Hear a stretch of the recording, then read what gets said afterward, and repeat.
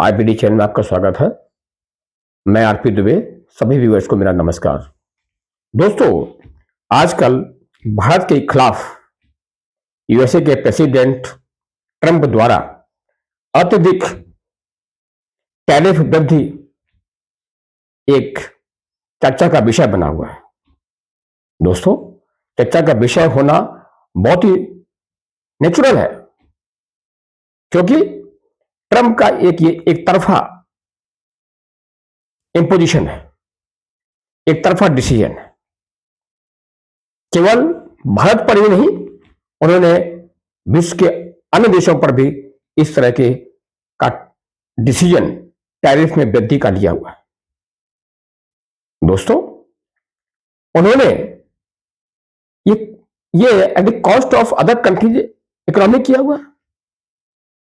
अपना सिर्फ एक उद्देश्य, मेक यूएसए ग्रेट अगेन, ये नारा देकर के अन्य देशों की इकोनॉमी के साथ खिलवाड़ करके ये टैरिफ में वृद्धि की है, जो एक डिसऑनेस्ट वे है। दोस्तों, अमेरिका के एक पूर्व गवर्नर क्रिस सुनोलू ने ट्रंप के इस टैरिफ वृद्धि पर सवाल उठाए हैं। उन्होंने कहा कि इस टैरिफ वृद्धि से अमेरिकी अर्थव्यवस्था पर बुरा प्रभाव पड़ेगा। इसके अलावा दोस्तों, ट्रंप और पुतिन के बीच एक संभावित बैठक भी है, जो शायद अलास्का में होने जा रही है नेक्स्ट फ्राइडे को। दोस्तों, इन विषयों के बारे में मैं इस वीडियो में अपनी बात आपसे शेयर करूंगा। दोस्तों, अमेरिका के पूर्व गवर्नर क्रिस सुनोलू ने चेतावनी दी है कि भारत पर ट्रंप के टैरिफ अमेरिकी निर्माताओं के लिए चिंता का विषय होंगे, जिसमें अरबों डॉलर का व्यापार जोखिम में पड़ सकता है और रूसी तेल आयात को लेकर एक प्रमुख सहयोगी के साथ संबंध खराब होंगे।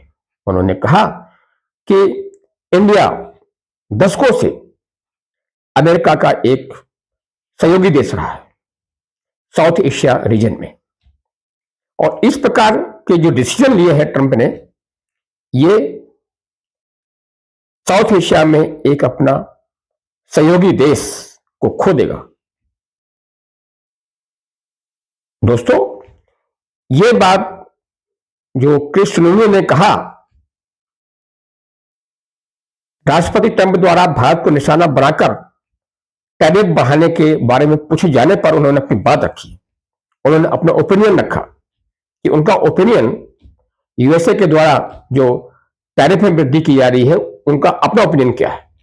दोस्तों, पूर्व गवर्नर क्रिस सुनोलू ने सीएनबीसी न्यूज चैनल पर स्पष्ट रूप से कहा है, भारत पर टैरिफ अमेरिकी निर्माताओं को सबसे ज्यादा डरा रहे हैं। दोस्तों, जो अमेरिकन मैन्युफैक्चरर्स हैं, वो काफी स्कैर्ड है ट्रंप के डिसीजन से, इन उनके निर्णयों से। यह सबसे बड़ी चिंता का विषय है, क्योंकि भारत हमारा सहयोगी है। उन्होंने कहा कि इंडिया एक यूएसए का एक ट्रस्टेड पार्टनर है। भारत के विश्व में अग्रणी खिलाड़ी बनने के मद्देनजर टैरिफ दर आसान होनी चाहिए।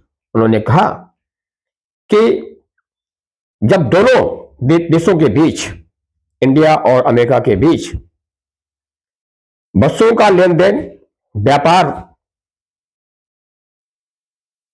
खुले माइंड से होगा, ओपन माइंड से होगा, और एक दूसरे के ट्रेड पर ईमानदारी के साथ काम करेंगे, तो दोनों देशों में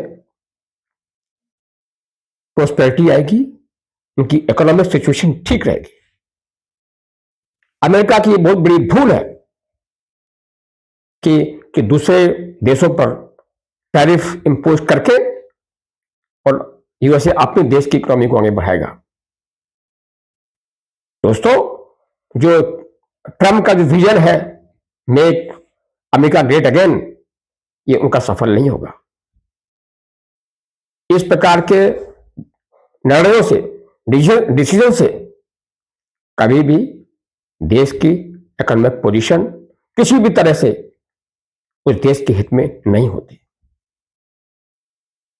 दोस्तों, उन्होंने ये चेतावनी दी। दोस्तों, ये चेतावनी ऐसे समय में आई है जब व्हाइट हाउस भारतीय वस्तुओं पर अतिरिक्त 25% टैरिफ लगाने की तैयारी कर रहा है। 25% एडिशनल टैरिफ जो 7 अगस्त यानी इस निर्णय के 21 दिन बाद इफेक्टिव होगा।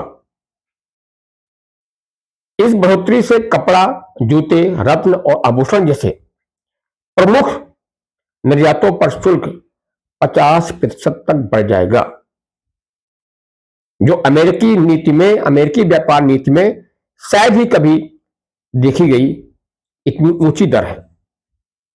ये दोस्तों कई दशकों के बाद हुआ है जब इंडिया के इन एक्सपोर्ट आइटम्स पर 50% तक शुल्क बढ़ा दिया गया हो। अमेरिकी व्यापार नीति में ये एक पहली बार हुआ है। ये टैरिफ भारत की सबसे बड़े निर्यात बाजार अमेरिका को होने वाली लगभग 55% भारतीय निर्यात के लिए खतरा है। जो दोस्तों, जो इंडिया अमेरिका को जो निर्यात करता है और इन सभी आइटम्स का जो टोटल निर्यात है वो 55% है। और दोस्तों, 2024 में जो द्विपक्षीय व्यापार रिकॉर्ड हुआ है लास्ट ईयर, इन आइटम्स के तहत वो 118 अरब अमेरिकी डॉलर तक पहुंच गया था। दोस्तों, उन्होंने ट्रम्प के जो टैरिफ वृद्धि में के कारण से अमेरिकी अर्थव्यवस्था को बहुत बड़ी चेतावनी दी है और उन्होंने कहा है कि जितने जल्दी ट्रम्प अपने इस टैरिफ वृद्धि का डिसीजन रोल बैक करते हैं वो अमेरिकी अर्थव्यवस्था के लिए ठीक रहेगा। जितनी देरी होगी उतना ही अमेरिकी अर्थव्यवस्था और नीचे चली जाएगी। दोस्तों, क्रिस सोनू ने रणनीतिक जोखिम पर जोर देते हुए कहा कि अगर आप वैश्विक गठबंधन बना रहे हैं, ग्लोबल अलायंस बना रहे हैं, तो आखिरी काम जो आप करेंगे, उन्होंने इनडायरेक्टली ट्रम्प को कहा, जो आखिरी काम जो आप करेंगे वह है कि अपने सबसे मजबूत साथी को दूर ढकेलना, push away your strongest partner, and that is India, और वह भारत है। उन्होंने सलाह दी, उन्होंने इनडायरेक्टली ट्रम्प को सलाह दी कि अगर आप ग्लोबल अलायंस बना रहे हैं तो उनको सबसे पहले अपने मजबूत साथी को दूर ढकेलना होगा, आगे बढ़ाना होगा, और वह साउथ एशिया में एक भारत है। उन्होंने आगे कहा कि भारत के निर्माण क्षेत्र को दुनिया का 6ठा सबसे बड़ा देश है बताया उन्होंने कि भारत दुनिया का 6ठा सबसे बड़ा देश है मैन्युफैक्चरिंग सेक्टर में, और कई देश पहले से भारत को आउटसोर्सिंग कर रहे हैं। कई देश भारत से आउटसोर्सिंग के जरिए डिफरेंट सेक्टर्स में, डिफरेंट फील्ड्स में अपना जॉब दे रहे हैं कम्पीट करने के लिए, क्योंकि इंडिया में उसकी जो लागत है, जो खर्चे हैं, वो बहुत कम है। एक आउटसोर्सिंग के लिए आज के डेट में इंडिया से चीप कोई देश नहीं है। सुनून ने का ट्रम्प को संदेश साफ है, उन्होंने संदेश साफ दिया, मैसेज दिया ट्रम्प को, अपनी लड़ाइयां, फाइट सोच समझ कर चुने, खासकर दोस्तों के साथ। जो ट्रंप ने जो रुख अख्तियार कर रखा है, उनको कौन सा देश हमारा फ्रेंड है, यूएसए का फ्रेंड है, कौन सा एनिमी है, उनको इस बात की सोच नहीं है। अपनी फाइट सोच समझ कर चुने कि किससे फाइट करना है, किससे नहीं करना।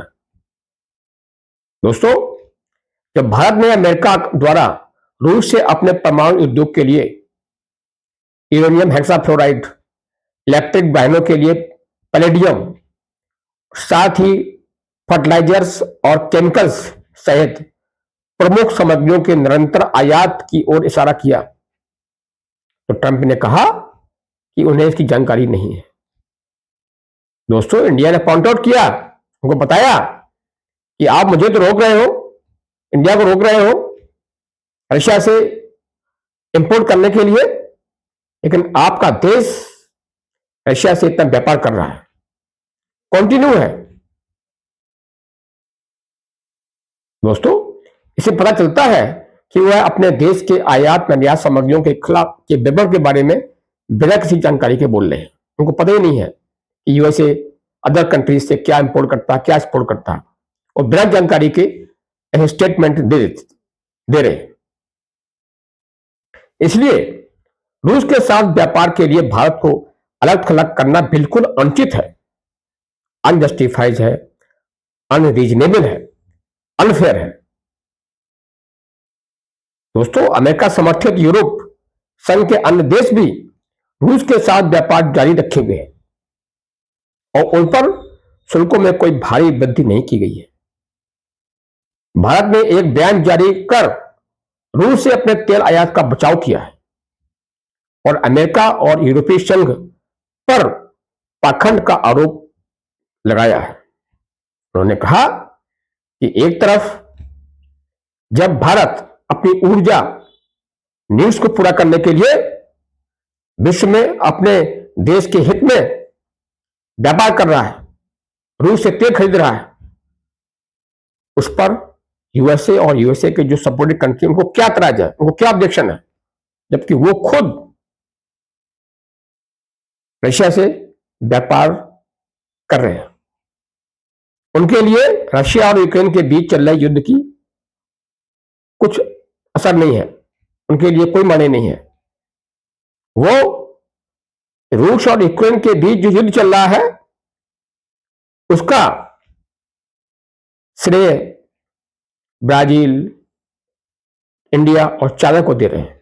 उनका कहना है कि ये लोग रशिया से व्यापार करके, रशिया से क्रूड ऑयल इंपोर्ट करके और अन्य वस्तुओं को से व्यापार करके रशिया को अर्निंग हो रही है और उसको यूक्रेन में युद्ध कंटिन्यू करने के लिए मदद मिल रही है, हेल्प मिल रही है। दोस्तों, ये एक यूएसए का डबल स्टैंडर्ड है। दोस्तों, यूक्रेन में युद्ध के भविष्य पर चर्चा के लिए ट्रंप और पुतिन की अगले शुक्रवार को अलास्का में बैठक होनी तय हुई है। क्रेमलिन के प्रवक्ता ने कहा कि अलास्का की रूस से अपेक्षाकृत निकटता को देखते हुए बैठक का स्थान बिल्कुल तार्किक है। लेकिन सुनने में यह भी आया हुआ है, मीडिया की जो न्यूज है, कि इस मीटिंग में जेलेंस्की को इनवाइट नहीं किया गया। दोस्तों, जेलेंस्की का कहना है कि क्षेत्र में किसी भी समाधान और स्थायी शांति के लिए बैठक में यूक्रेन का शामिल होना जरूरी है। पुतिन बैठक में शामिल होने के लिए तैयार दिख रहे हैं। क्यों?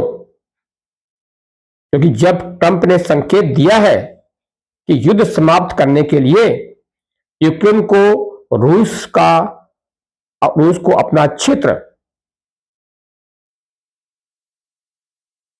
जैसे 5 प्रोविंस है, इनमें लुहांस्क, डोनेस्क, जेपोरोजिया, खेरसोन आदि, ये क्षेत्र यूक्रेन को रशिया को सौंपना पड़ सकता है। जब इस तरह के संकेत दिए हैं ट्रंप ने, तभी पुतिन इस मीटिंग के लिए एग्री हुए हैं। लेकिन जेलेंस्की के इस बयान के अनुसार कि वो कब्जा करने वाले को 1 इंच भी जमीन नहीं देंगे, युद्ध विराम, युद्ध का अंत असंभव लगता है। दोस्तों, पहले भी कई बार इस्तांबुल टर्की में तीन मीटिंग हो चुकी हैं, सीज फायर नेगोशिएशंस हो चुके हैं, तो उसका परिणाम क्यों नहीं निकला?